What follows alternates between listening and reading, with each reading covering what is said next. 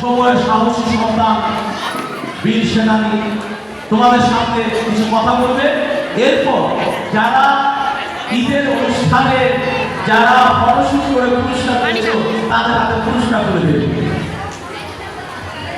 আসসালামু আলাইকুম সবাইকে।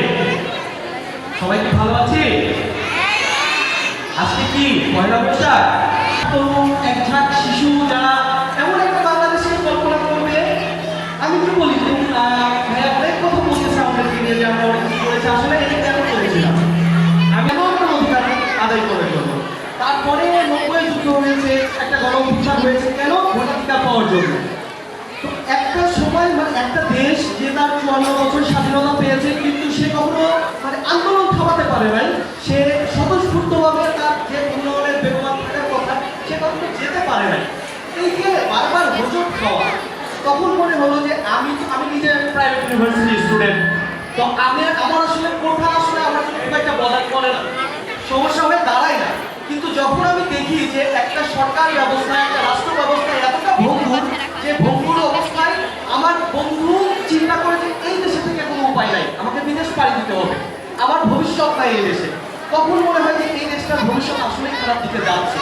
বা এই যে ছোট্ট বাচ্চারা যারা আগামী দিনের বাংলাদেশের ভবিষ্যৎ হবে, তারা আসলে কি দিকে কি আইডিওলজিক্যাল তারা কি দিকে অনুপ্রাণিত হবে, সেই অনুপ্রাণিত হওয়ার উৎসগুলো আমরা হারিয়ে ফেলতেছি। তখন মনে হলো যে রক্ত তাহলে যদি ঝরাইতেই হয় আমরা সেভাবেই ঝরাবো, এমন একটা বিপ্লব আমরা সংগঠিত করবো, এমন একটা স্বাধীনতা আমরা তোমাদের জন্য এনে দেবো, যাতে আগামী দিনের বাংলাদেশে আমার পরবর্তী যে প্রজন্ম, সেই প্রজন্মকে কোনোভাবে বেগ পাইতে না হয়, সেই প্রজন্মকে কখনো এটা শুনতে না হয় যে ভাই বাংলাদেশে কোনো ভবিষ্যৎ নাই।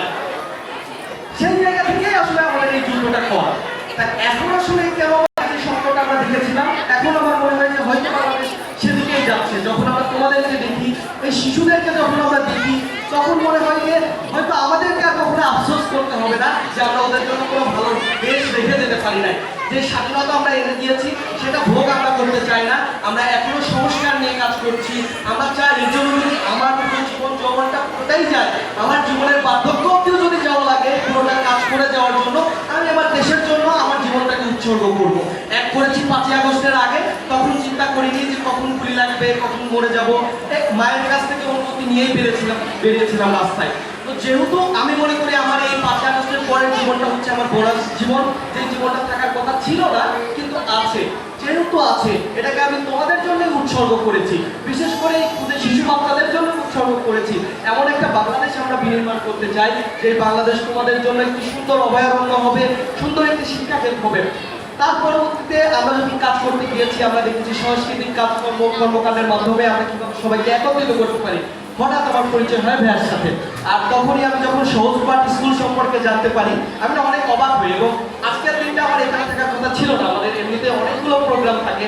তো আমি যখন তার সাথে আলাপ হয়েছি, কখন দেখা করবো, কীভাবে দেখা করবো, আমি তাকে ডাইরেক্ট প্রপোজাল দিই যে ভাইয়া আমরা বৈশাখের দিন যাবো এবং আপনার বাচ্চারা থাকবে ওই দিন। তিনি বলে যে হ্যাঁ আমার বাচ্চারা থাকবেন, আমরা ওদের সাথে সময় কাটাবো, আমরা ওদের সাথে আনন্দ করবো।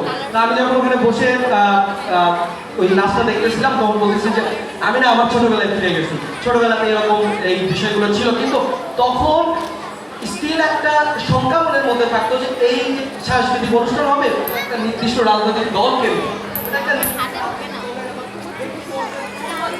আমরা এমন একটা আসলে নিউট্রাল জায়গাতে আসতে পেরেছি, যে জায়গায় আসলে যার যেটা ইচ্ছা। সহজ পাঠের একটা জিনিস আমার খুব ভালো লেগেছে ভাইয়া, যেটা আমাকে বললেন যে আমাদের ছোটবেলায় এমন হতো যে আমরা স্কুলে যাইতে ভয় পাইতাম, আমরা যাইতে চাইতাম, আমাদের বাসায় থাকতে নানা বাহানা করতাম, জ্বর আসছে বা পেটে ব্যথা এগুলো। আর এখানে বাচ্চারা স্কুলে আসার জন্য আরো বাহানা করে বা কান্নাকাটি করে।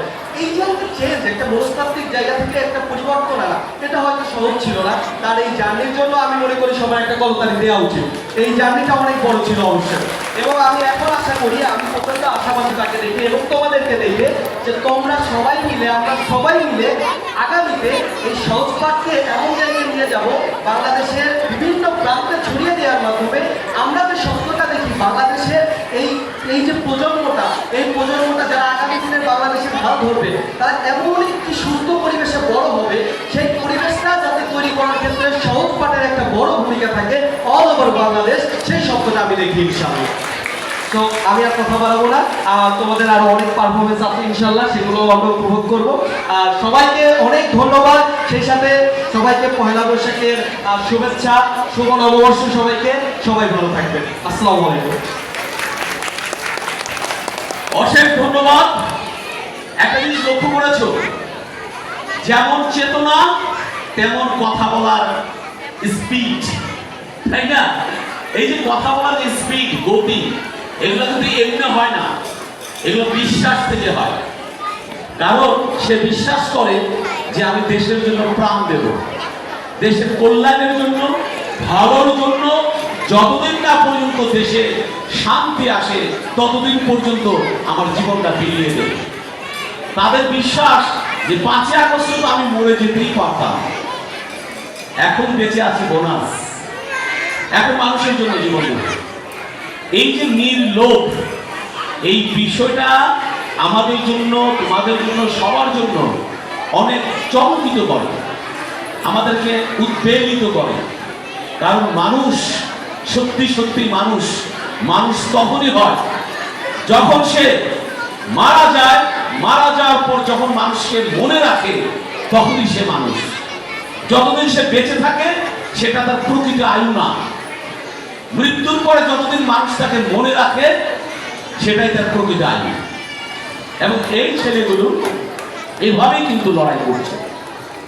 প্রত্যন্ত অঞ্চলে বিভিন্ন সময়ে অন্যায়ের বিরুদ্ধে যে কোনো সময় দাঁড়িয়েছে।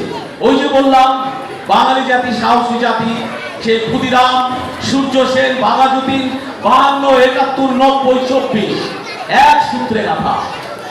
বিপ্লব, সাহস, সততা এবং প্রতিরোধ। আমি এখন তাদেরকে অশেষ ধন্যবাদ জানাচ্ছি। সেই সাথে আমাদের আরেকটু সময় দিতে হবে, আমাদের বাচ্চাদেরকে পুরস্কার করে দিতে হবে। এই এটা রাখুন।